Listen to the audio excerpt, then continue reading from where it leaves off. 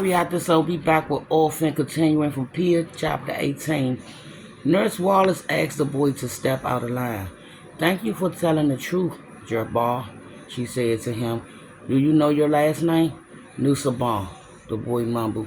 Well, I have good news. Caleb and Jabbar, the nurse said. I found both of you new homes. Caleb beamed at Nurse Wallace, but Gerard started to cry. Nurse Wallace kneeled in front of him. The hem of her long uniform jacket folded on the floor. What's wrong, little one? Gerard turned and stretched out one hand towards an older boy standing against the wall. Fat tears slided down his red cheeks. Mia, brother, he cried. The older boy smiled at him with flooded eyes. He opened his mouth to say something, but Nurse Wallace chimed in. Your brother, she said. Gerard nodded frantically. Nurse Wallace straightened and crooked a finger at the older boy, smiling and telling him to come stand beside his brother. It's all right, she said to Gerard. Don't cry. Your brother can come too. The older boy ran over to Gerard and put a reassuring hand on his small shoulder. Gerard wrapped his short arms around his older brother's waist and squeezed, beaming through his tears. Pia swallowed the lump in her throat and glanced over at Finn, who was at the end of the line. Did seeing the brothers so happy?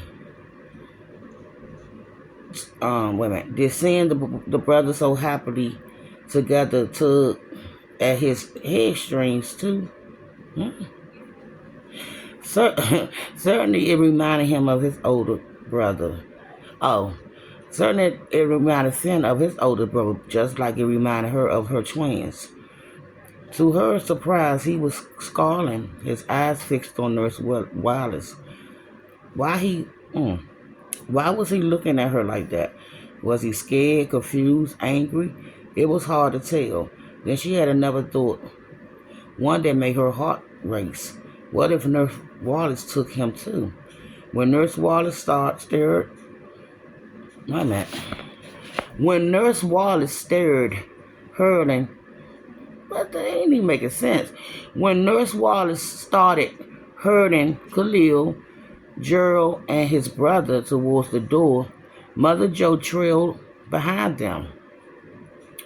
Pia breathed a sign of relief. We're so grateful for this, Nurse Wallace, Mother Joe said. Surely God will hold a special place in his heart for you.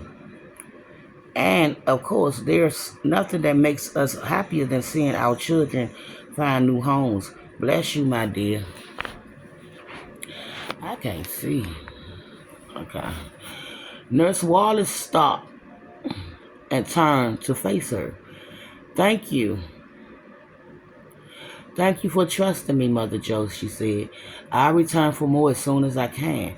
She glanced back at the boys, all of them standing straight along the wall. When her eyes landed on Finn, she fluttered. A strange, startled look on her face. She quickly looked away and hurried into the hall, ushering Khalil, Gerald, and his brother out ahead of her.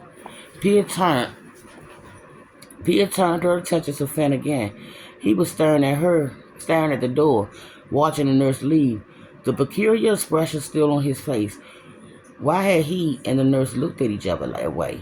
It didn't make sense. She went back to the corner and sat down again, waiting for him to sit nearby so she could ask. But Sister Ernestine clapped her hands, announced it was time to return to the wards, and started ushering the boys from the room. Pia got to her feet and rushed to catch up to Finn, a strange tightness building in her chest. Something about the way he looked at Nurse Wallace made her nervous. If he was worried about her taking him, why did he still look unsettled when she left? She hurried past several of the other boys and reached out to tap him on the shoulder, but Sister Ernestine grabbed her by her arm and held her back. Keep your hands to yourself, Mrs. Lange, she snarled, and no jumping ahead in the line. Pia pulled away from her grasp, but not before feeling a funny sensation in her chest, like a slowing of her heart. Something was wrong with Sister Ernestine, but it didn't feel urgent, like anything that would sicken her right away. It probably had something to do with her age, and Pia didn't care anyway. She had more important things on her mind. She started towards the door again, but Sister Ernestine made her wait until the last orphan filed out of the room. By that time, Pia reached the hall. Finn was nowhere to be seen. The following day, the sun finally reappeared, and everyone was allowed outside for a few minutes. After breakfast, Sister Ernestine stood shivering on the steps with her arms crossed, a sour look on her face. Pia walked across the yard towards the river, waiting for Finn to come outside with the rest of the boys. After lying awake most of the night, worrying about Nurse Wallace taking him, the next time she came back, she could hardly wait to see him. And I'll be back, y'all.